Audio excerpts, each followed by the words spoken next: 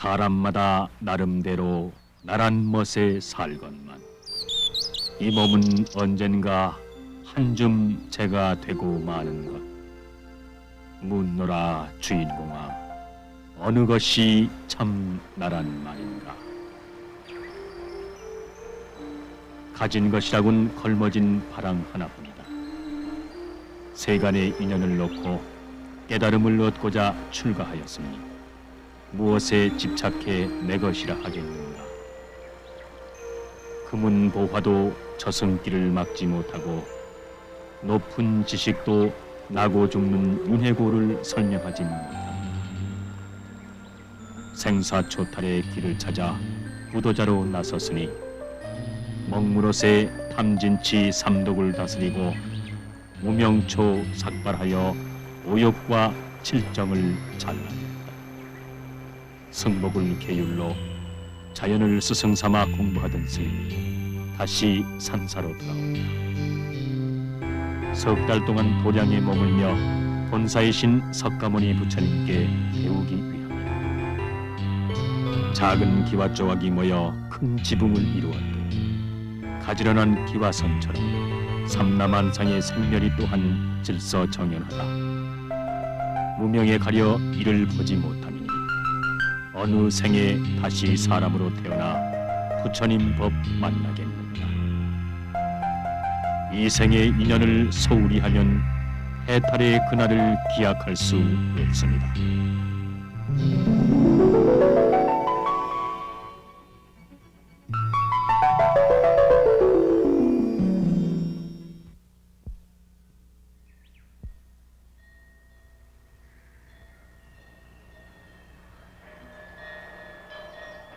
산문을 들어서면 그리운 향내음과 함께 맑은 정적이 옷깃을 여미게 합니다.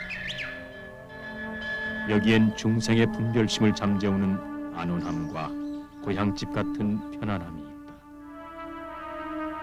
불가의 대스승 석가모니 부처님이 계시는 곳이요, 눈푸른 납자들이 생사초탈의 피안을 향해 정진하는 수행 도량이다. 정갈하면서도 넉넉한 산사가 그리웠다. 수선스럽지 않은 만남이 그리웠다.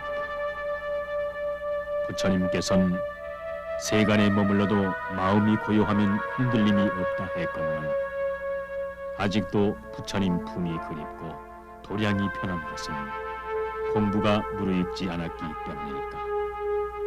새삼 만행기간을 돌아보고 스스로 잘잘못을 헤아리니 깨달음은 멀고 걸림돌만 무수하다. 부처님은 여전한 미소로 법을 설하시고 향을 올리는 제자는 환희롭던 초발심의 그때를 되새겨본다. 시공을 초월한 사제간의 만남이다. 스승님이시여, 설산에서 6년 동안 고행하시고 보리수 아래서 큰 깨달음을 얻으셨듯 저희의 귀를 열게 하소서. 이곳 도량에서 당신의 법을 깨닫고 자유로운 해탈의 길이 열리게 하소서. 부처님께 귀의합니다. 그 가르침에 귀의합니다. 화합 중에 귀의합니다. 안거철이 돌아오면 고요하기만 하던 산사도 가벼운 흥분으로 술렁인다. 전국을 떠돌며 수행하던 운수납자들이 하나둘 도량으로 운집하기 때문인데 수행자가 한자리에 모여 정진 수행하는 안건은 석가모니 부처님 당시부터 있어온 불가의 풍습이다. 먼저 지객 스님의 안내로 어른 스님을 찾아뵙는다. 석 달 안거에 동참하는 것을 허락받는 방부 절차이다. 이때 수행자는 대중과 화합하여 정진할 것을 서약해야 한다. 세 번째는 반살림 때 등산하지 않을 것이며, 네 번째는 지대방에서는 무관할 것이며, 다섯 번째는 사칙금은 청구하지 않을 것. 그동안 이제 빈틈없이 썼어요. 예전엔 방부 얻기가 쉽지 않았다. 안거 석 달 동안 자신이 먹을 식량을 미리 닭발로 마련해야 했고, 하안거엔 초파일 행사를, 동안거엔 김장 운력을 해야 했다. 안거 동참을 인가받으면 비로소 대중방 출입이 허락된다. 안거 동참을 인가받고 대중방에 들어서면 함께 정진할 대중스님과 상견례를 갖게 되는데, 승가에서 도반은 속가의 가족에 버금가는 관계이다. 부처님은 좋은 스승이나 도반을 구하지 못하면 차라리 무소의 뿔처럼 혼자 가라 이루셨다.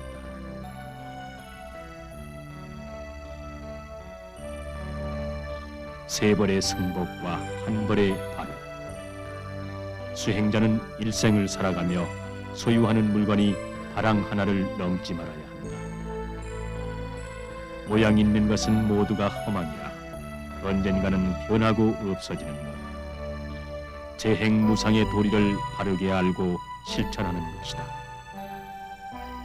세간의 측량이 소유의 잣대라면 구도자는 무소유로 가늠한다. 철저히 버려 아무것도 가진 것 없을 때 평안을 이루고 자유를 얻게 된다. 물질과 집착으로부터 벗어나니 색이 곧 공이요 공이 곧 색이로다.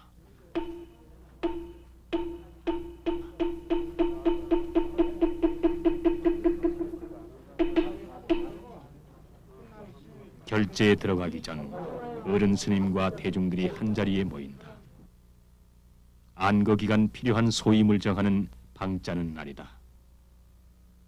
사찰의 대소사는 이렇듯 대중이 모여 회의로 결정하니 달리 사찰 주인이 있는 것도 아니고 모두가 객도 아니다. 대중이 곧 주인이며 동시에 객승이기도 하다. 다만 한 배를 타고 깨달음의 강을 건너려는 구도자의 모임이며 도량인 때문이다. 조실, 주지, 방장 등 저를 대표하는 막중한 임무에서 목욕물을 데우고 종을 치는 소소한 일이며 규율을 잡는 찰 중에서 다과등을 내놓는 다각 스님까지 정해지면 그 결정사항을 대중방에 써붙인다. 이를 용상방이라 한다.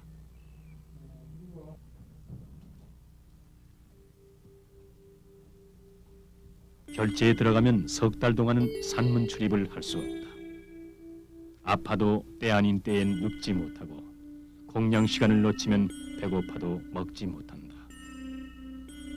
만행이 바람처럼 구름처럼 이곳저곳을 떠돌며 수행하는 동적인 공부였다면 안거는 한 곳에 모여 엄한 규율 아래 정진하는 정적인 공부다.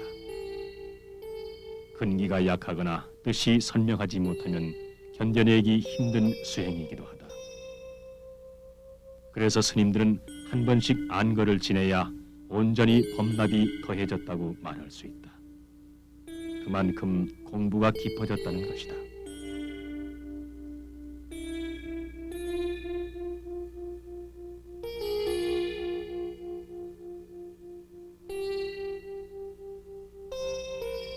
가사회 때에 가사가 걸리고 선반에 바루가 가지런히 놓이면 대중방의 분위기는 사뭇 달라진다.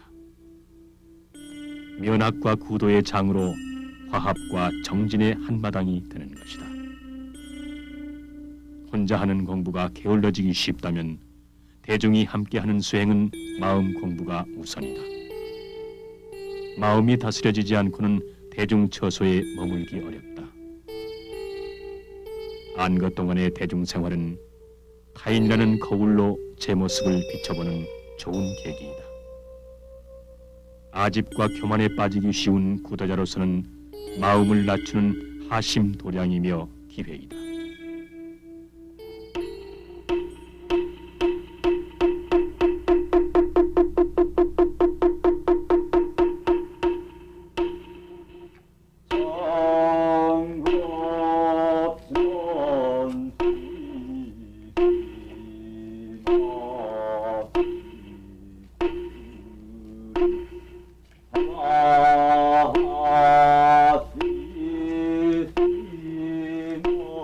사찰의 하루는 새벽 3시 도량석을 도는 스님의 목탁 소리로 시작됩니다.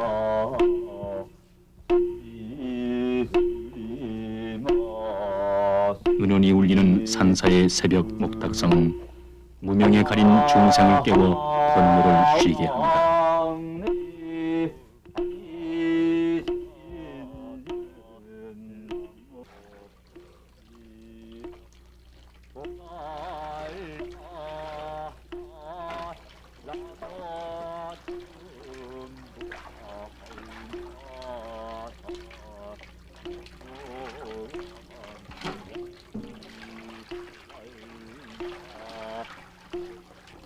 도량석 소리에 잠을 깬 스님들은 청정수 시린물로 졸음을 쫓고 가사장삼 예를 갖춰 수행의 하루를 준비합니다.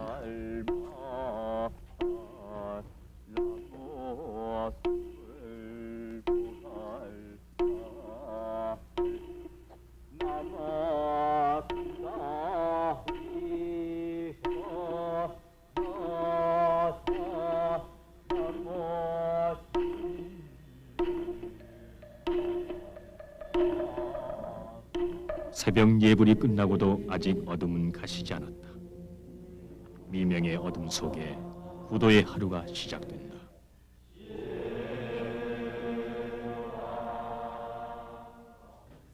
각기 맡은 대로 사찰 실내를 청소한다. 도를 구하는 이에게는 일체처 일체시가 깨달음의 연속이니 어찌 경을 읽고 참선하는 것만이 공부겠는가. 청정한 도량이 곧 청정한 법이라 빗질 한 번에 마음의 티끌까지 쓸어낸다.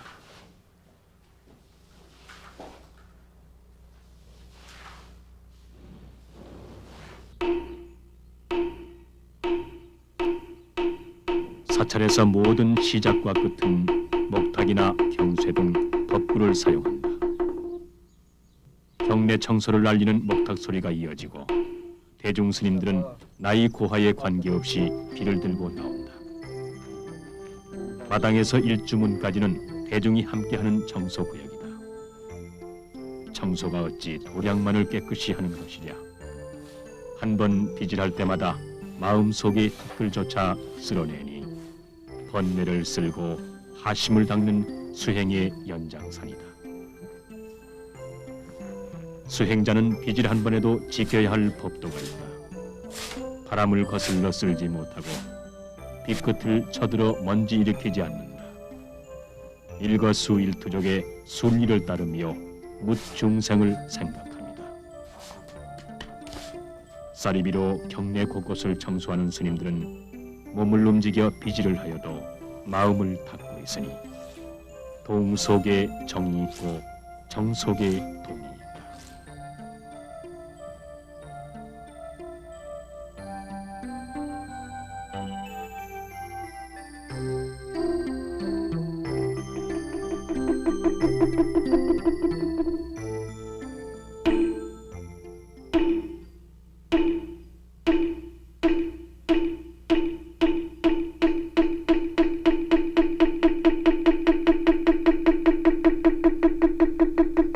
청소가 끝나고 아침 안개가 거칠 즈음이면 다시 목탁이 울린다.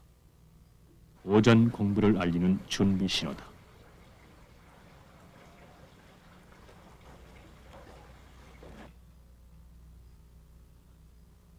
안거 기간 중은 더욱 빡빡한 일과로 짜여져 있는데 수면과 예불, 공양과 청소 시간 외에는 모든 시간이 정진하는 것으로 되어 있다.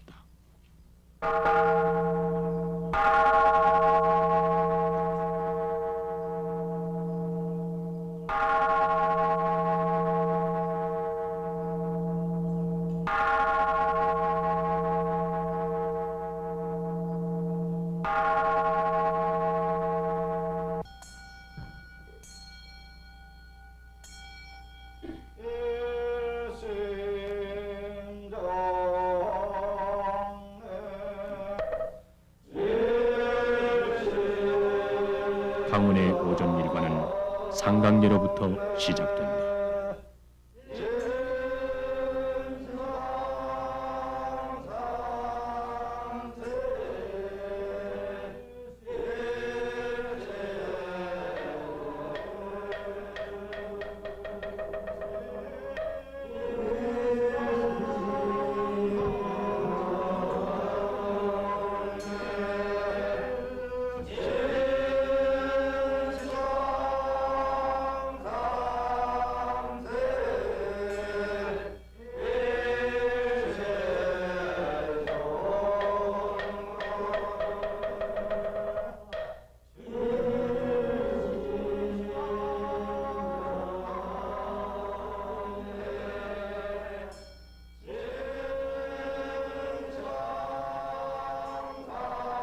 상강례는 시방 3세의 모든 법을 다 배우기 위해 저희들이 지금 모여 경률론 3장을 강론하겠다는 서약 의식이다. 온 힘을 기울여 3장을 배우고 근면 정진할 것을 다짐하는 개성소리에 산비둘기조차 날개를 접고 경청한다. 이것이 끝나고 나면 그 다음은 여기다는 담당 교수 이름을 씁니다. 담당 교수 넣고 상강례가 끝나면 본격적인 수업에 들어가는데 첫날은 강사 스님으로부터 공부와 생활에 대한 주의사항을 듣는다.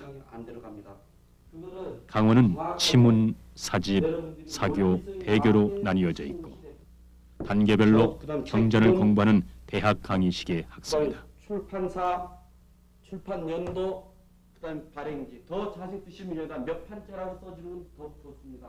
여기까지만 쓰시면은 여러분들이 이번에 그 방학 과제물을 쓰실 때는 크게 부담이 없을 겁니다. 두 칸을 띄우고 세 번째 칸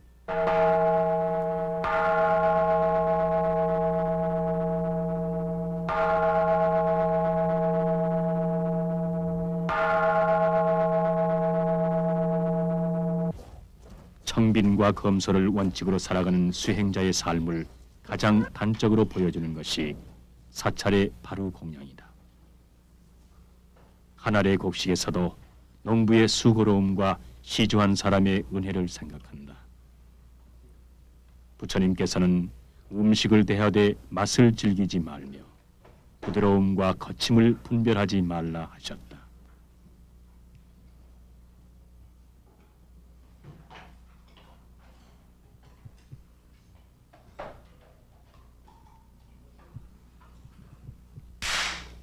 이 음식이 올 때까지의 공을 생각할진대 덕행이 부족한 나로서는 받기가 송구하다.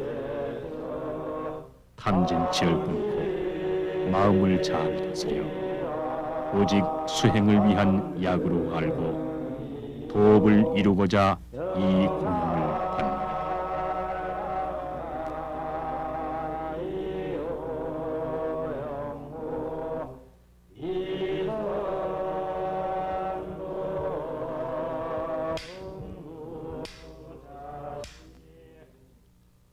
공양할 때는 큰 소리를 내며 씹어서는 안 된다. 한쪽 볼이 불룩 나오도록 음식을 먹어서도 안 된다. 수저와 젓가락을 한꺼번에 쥐어서도 안 된다. 국을 뜨거나 반찬을 집거나 한 뒤에 수저와 젓가락은 반드시 천수 바루에 담가 놓아야 한다. 바루 공양은 조용하고 까다롭지만 위생적이고 경제적이다.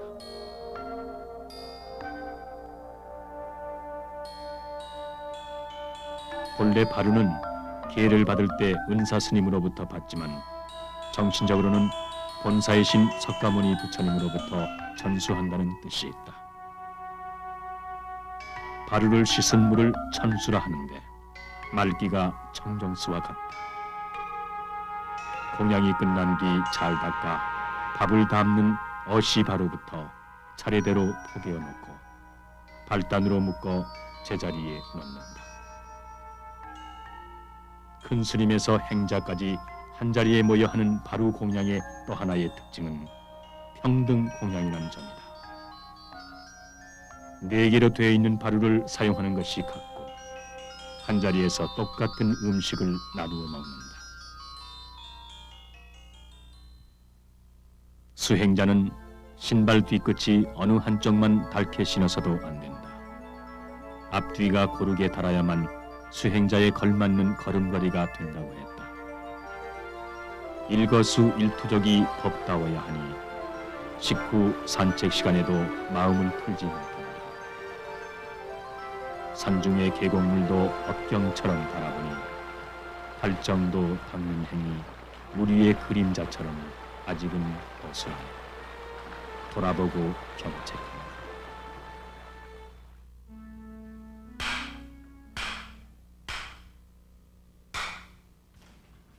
다섯 번째는 표 이금해서 총재입니다. 그래서 다섯 번째 하는 것은 5권 17페이지에서 넷째는 10대 모의이라 하는데 이어서 설명하는 것이기 때문에 강사 스님을 통해 2500년을 뛰어넘고 부처님을 만나는 시간이다. 모든 원통을 다 하는 것이다.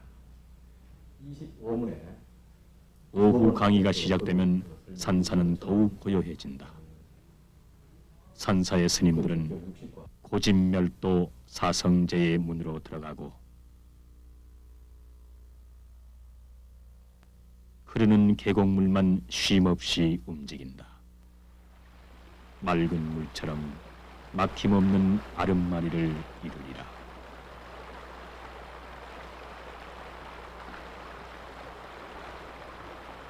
논강에 들어가기 전 학인 스님들은 발기통을 흔들어 그날 토론의 발기인과 중강을 뽑는다.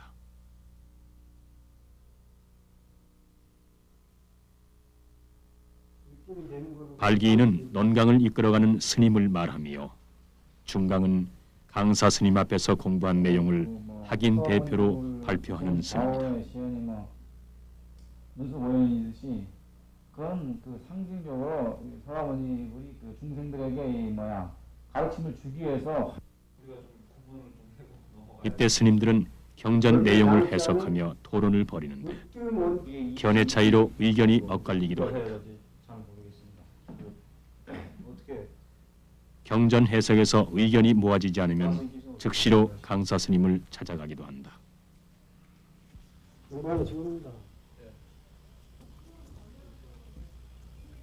강사 스님은 언제든 찾아오는 학인 스님들을 흔연히 맞아준다. 부처님께서는 제자들의 의심을 오히려 유도하셨으니 바르게 알지 못함은 말을 키우는 것이요 아름마리가 뚜렷하지 못하여 중생이 된다 하셨다. 그러니까 그걸 담당하는 거예요. 책임지는 역할이란 말이에요. 그리고 그 궁극적으로 관세음보살님의 그 이근원통을 도와주는 거예요. 그러니까 스님들의 공부는 끝나지 않았는데 산사엔 어김없이 어둠이 찾아든다. 그 금제는 가장 적합하다라고 하는 것을 말해준 거 아니에요.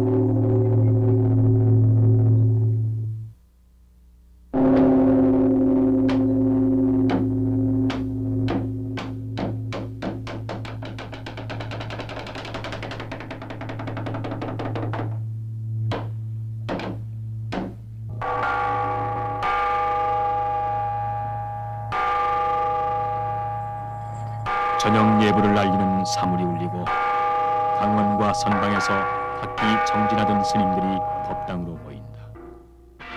넓은 의미에서 수행자의 하루 24시간은 모두가 부처님께 예배드리는 생활이라고 할 수 있다.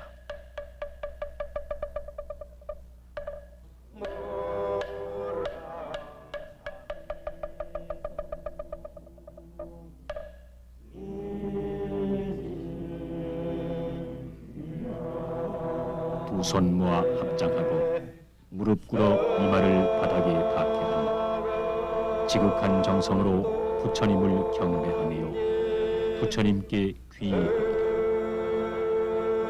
오체투지절은 몸을 낮추어 자기 무적의 오만을 없애는 가장 겸허한 자세이다. 수행자들이 108배, 1080배, 3000배로 경배하는 것도 업장을 녹이는 수행의 한 방법인 것이다. 특히 장좌불화라 하여 일주일 동안 눕지도 않고 참선에 들거나 법당에서 쉬지 않고 절을 올리기도 하는데 예배 자체가 수행이 되기 때문이다.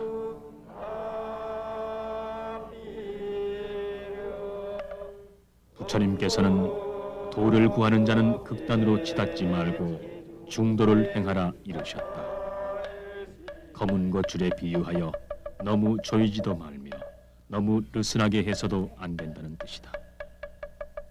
사람들은 스스로 한쪽을 고집하여 서로 상극을 이루니 갈등과 분열이 극단에서 생긴다.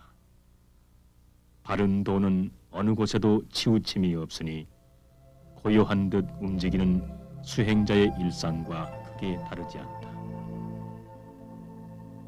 달빛은 아무리 보아도 눈이 부시지 않다.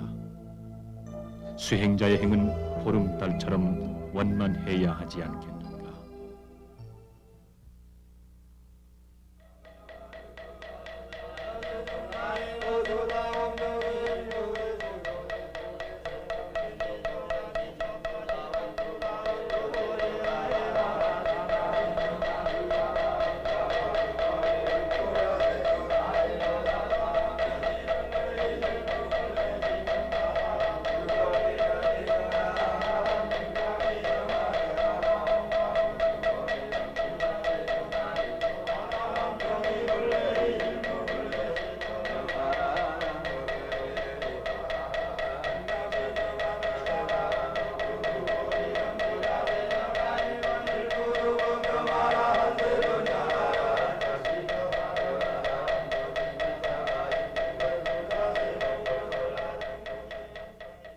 아침 공양이 있기 전 강원에선 학인 스님들의 간경 소리가 청아하게 이어지는데 후원의 행자승은 공양 준비에 연연이요. 행자승은 보조자로서 자질을 키우는 예비승려다. 굳은 일로 하심을 배우고 침묵으로 분별심을 떨쳐버리는 기초 수행이다. 이때 지은 공덕이 평생 수도 생활의 밑거름이 된다고 하니 그만큼 심신이 견뎌내기 힘든 고행의 기간이기도 하다.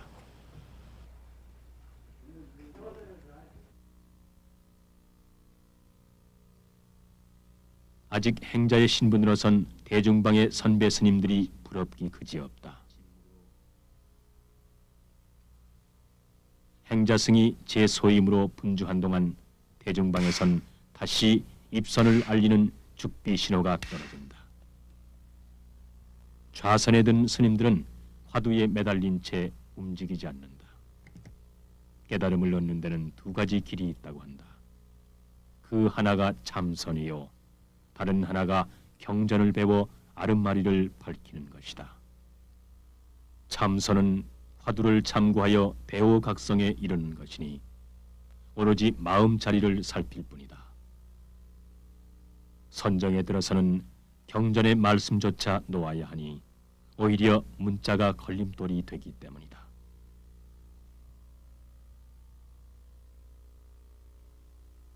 푸르른 산이 늘 거기 있듯 도량에 머물며 소임을 맡아보는 스님들은 청산 쪽에 자리한다. 한 번씩 안거에 동참하지 않고는 어찌 늘 푸른 수행의 도를 지니겠는가. 청산으로 머물되 떠다니는 구름의 뜻을 알고 한 곳에 머무르되 집착하지 않는다.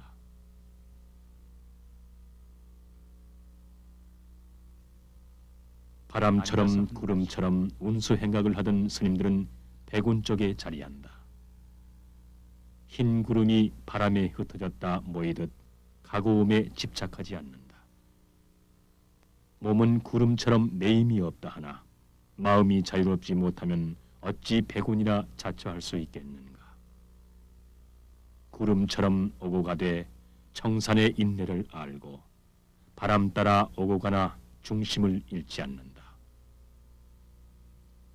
좌선을 할 땐 보통 50분간 참선하고 10분간 방선하는데 방선 시간에는 가볍게 걷거나 속보해서 근육의 긴장을 풀어준다.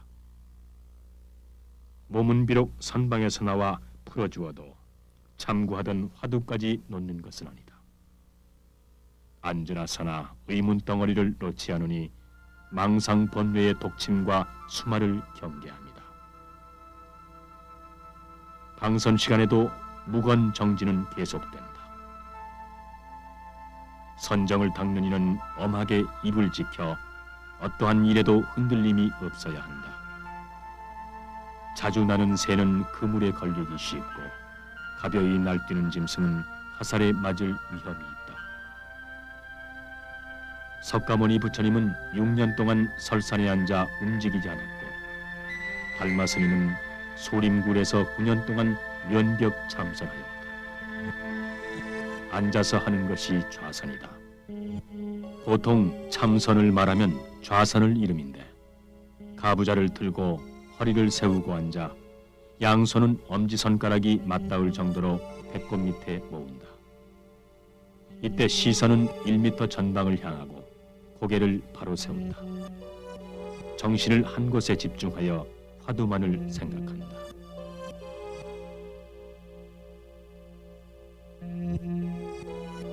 몸과 마음 선정에 들어 동하지 않고 토굴 속에 홀로 앉아 오가지 말라. 잠잠하고 고요하여 아무 일 없이 내 마음속 부처님께 귀의하여라.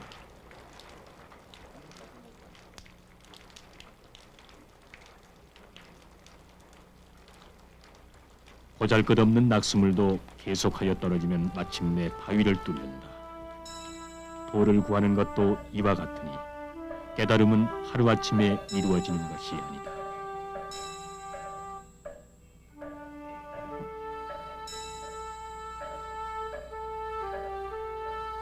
운무가 거치면 다시 푸른 하늘이 나타날 것이다.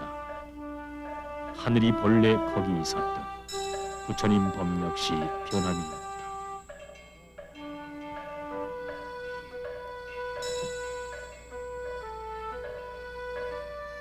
오전 10시 반, 큰 법당과 각 전에서 일제히 목탁 소리가 울린다.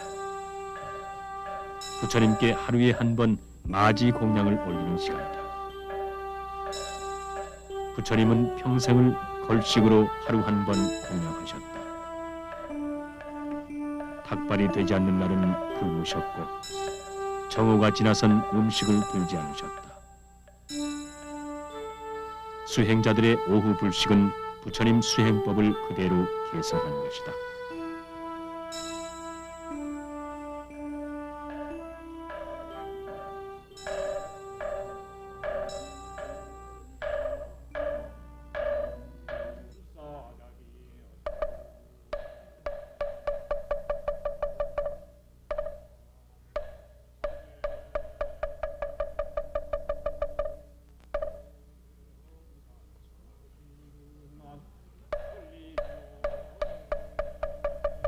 마지를 올리는 사시 예불은 하루 3번 예불 가운데 부처님의 생활과 정신을 가장 많이 담고 있는 의식이라 할 수 있다.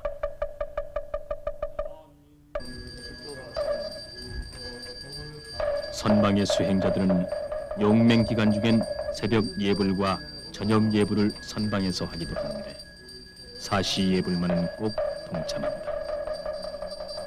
도를 이루고도 수행줄을 늦추지 않은 부처님을 생각하고 그 행을 따르고자 합니다.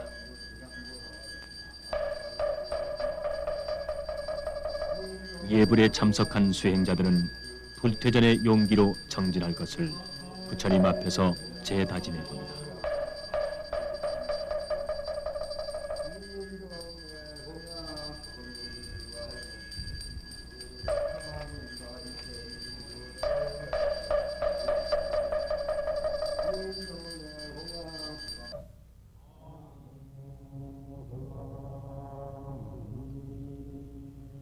수행자의 실천 덕목 가운데 상구보리 하화중생이란 말이 있다. 위로는 깨달음을 구하고 아래로는 중생을 수순하여 바른 길로 인도한다는 뜻이니 보살의 행원이다. 단오날 모처럼 절밑 사람들과 스님들이 함께했다.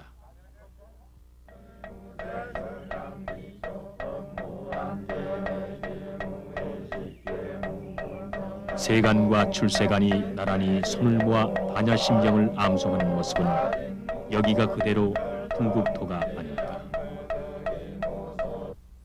승부에 급급하시지 마시고 열심으로 신심을 단련하는 그런 뜻으로 하루를 기쁘게 지내주셨으면 합니다. 사진도 하고 찍어놔도 되고 안 계장님 속인과 출가인이 어우러져 환한 웃음으로 배승꽃을 피웠다.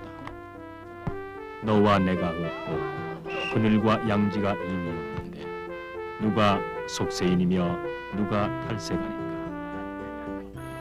차별과 대립의 벽을 허물고 모순과 상극을 떠나 본래의 나를 깨닫는다. 그것이 곧 구도가 아니다. 중생 속에 내가 있고 나와 남이 둘이 아니다.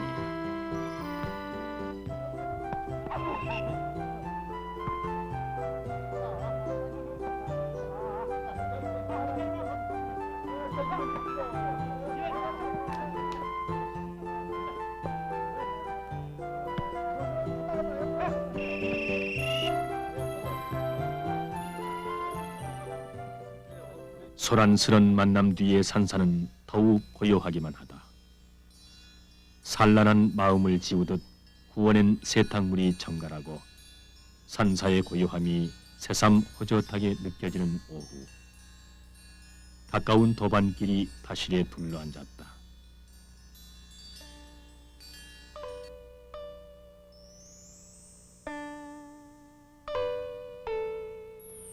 망중한에 즐기는 산중차는 세속의 차하고는 또 다른 의미와 향기가 있다.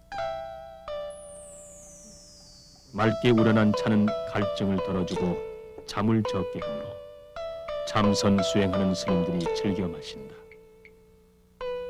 몸과 마음의 독을 풀어준다고도 했으니 스님들과 차는 나란히 걸어온 도반 같은 관계이다. 그래서 산사의 정취는 오래된 닭이에서 더욱 짙게 묻어나는지도 모른다. 구한말 때 저사 이랑사는 선과 차가 만나는 조화를 이렇게 노래했다. 차의 첫 향기에 노불은 미미하게 웃음 머금고 종소리 울린 후 청사는 묵묵히 귀 기울인다.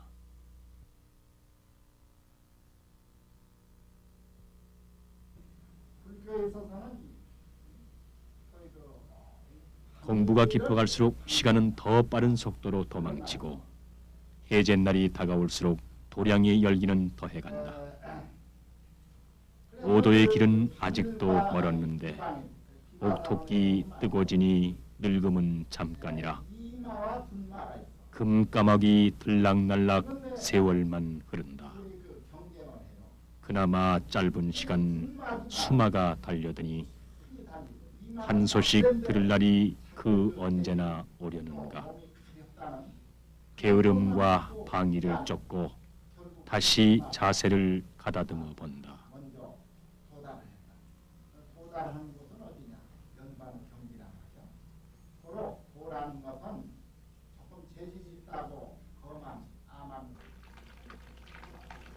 수행자는 삼경이 아니면 잠자지 못한다. 새벽 3시에 일어나 취침을 알리는 삼경 종소리가 울릴 때까진 자리에 눕지 못한다. 덧없는 세월이 흘러가면 찰나와 같고 늙음은 황소처럼 달려온다. 목숨은 잠깐이요 깨침의 길은 멀기만 하니 어찌 편안하게 잠들 수 있겠는가. 졸음 뱀이 구름 끼니 마음 딸 흐려 도 닦느니 여기 와서 갈 바를 모르네. 이 속에서 비수검 빼어들면 구름이란 간대 없고 달빛 밝다.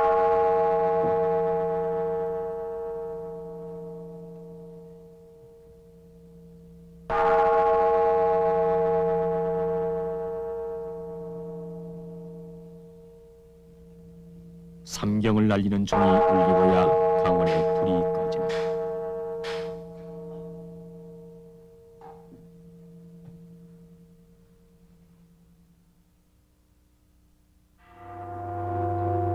원하진생 무별념 아미타불 독당수 심신상지 옥구강 염염 분리금세 새벽 정성을 하는 스님의 경세 소리에 다시 하루가 어도기승구불광 평등사나무와 척 강구서방아미타 나무서방 대교주 무량 수행자는 밤마다 부처를 안고 자고 새벽마다 부처를 안고 일어난다고 한다. 부처를 따르고 자신이 부처이고 싶은 구도자의 바램이며 생활이다. 최초의 깨달음을 완성한 석가모니 부처님이 아닌가. 오늘도 불도를 이루고자 발언하는 수행자의 연불 소리로 산사의 아침이 밝아온다. 구도자에게 빛깔이 있다면 아침 햇살처럼 투명할 것이다. 그 마음의 모양이 있다면 그 물에 걸리지 않는 바람 같은 것이리라. 아침 정서 중에 문득 만나는 나무아미타불 6글자. 한 번 빚을해 아미타불을 생각하고 또 한 번 빚을하며 정토 세계를 발언한다. 수행자에게 울력은 정진의 바깥도 내부도 아니다.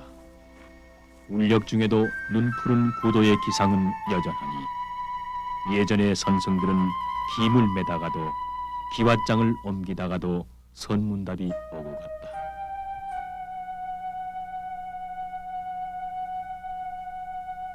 중생은 물 위의 그림자 같은 허상으로 번민한다. 무명초. 번뇌 망상이 머리칼같이 무수하다 하여 스님들은 머리를 삭발한다. 사찰에서는 모든 것이 질서 속에 움직이니 머리가 길다 하여 아무 때나 삭발하지 못한다. 매월 사자나 구자 같은 날 삭발을 하게 되는데 머리에서 오는 번거로움을 덜어 일심으로 정진할 것을 다짐하는 날이기도 하다.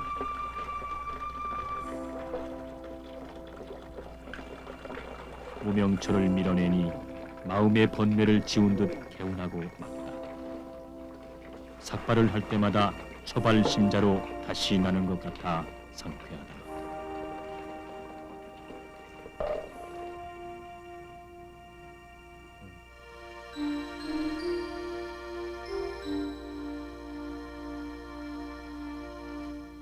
해제날이 다가왔다. 스님들은 경내를 대청소하고 회향식을 준비한다. 석 달 안거를 무사히 마친 공과 그동안 수행한 공덕을 만 중생에게 돌리는 것이다. 수행자들은 석 달 동안 기거했던 요사체며 대중방을 손본다. 문풍지를 바르고 경첩을 고치고 다음에 다시 와서 머물 스님들을 위해 구석구석을 손보니 불가의 미품이며 마음 씁니다. 사찰에 큰 행사가 있을 때마다 행자승의 손길은 더욱 바빠진다. 몸은 비록 고단해도 회향식의 오늘을 누구보다 기다렸다. 회향식에 큰 스님이 오신다니 행자승으로서는 뵙기 어려운 대덕이다.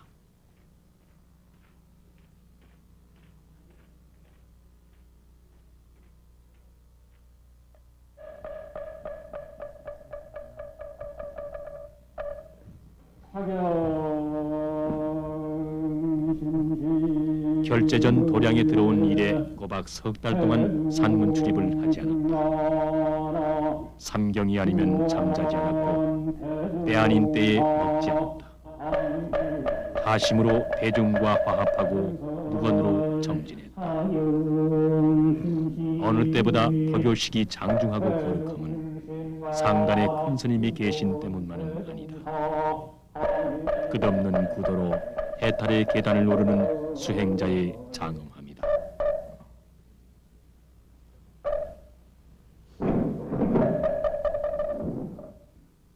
해제 법문은 큰 스님을 모시고 상단법어로 듣게 되는데 그러면 이 자리에서 수행자들은 공부한 것을 큰 스님께 인가받는다.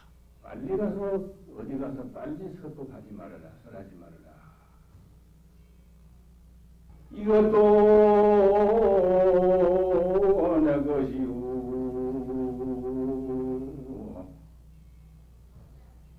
저것도 내 것이라. 산도 내 거요. 알 듯 모를 듯 물도 큰 스님의 개성은 이어지고 내 것이니라. 초심자는 아직 그 뜻을 헤아리지도 못했는데 주장자 치는 소리가 수행자의 가슴을 선명하게 명친다.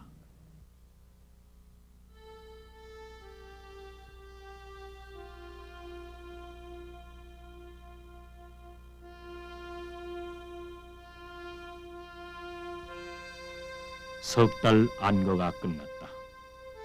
공부한 것을 남에게 자랑하지 말라. 구도자에게 수행의 끝은 열반에 드는 그때이니 정진의 줄을 늦추지 말라.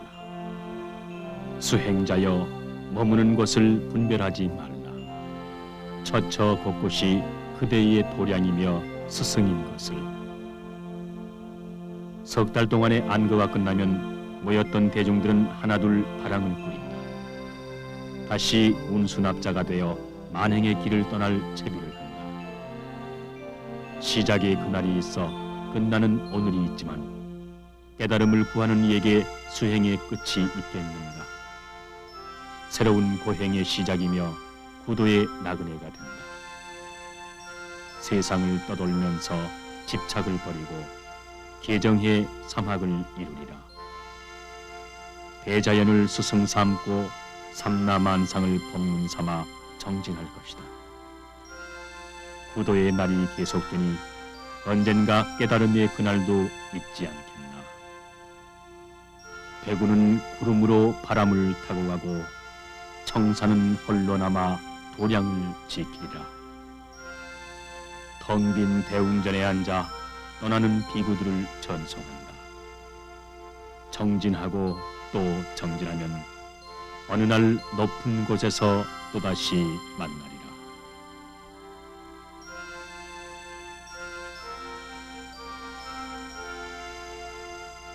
부처님은 수행자들에게 8정도의 지팡이를 주셨으니 올바른 견해와 사고방식, 올바른 언어와 행위, 올바른 삶과 노력, 그리고 올바른 생각과 선정의 의지에 깨달음을 얻으라 하셨다.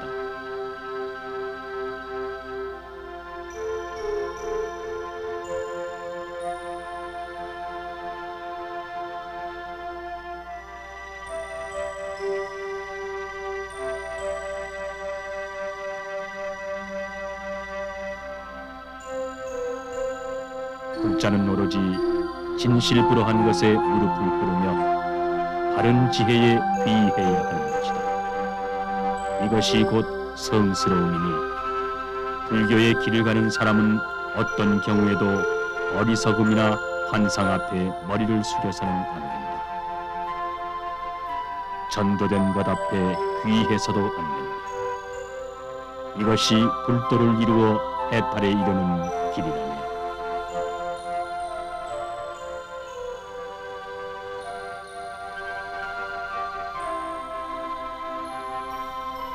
비구들이여 길을 떠나라. 모든 사람의 이익과 행복을 위하여 처음도 좋고 중간도 좋고 끝도 좋은 설법을 하라.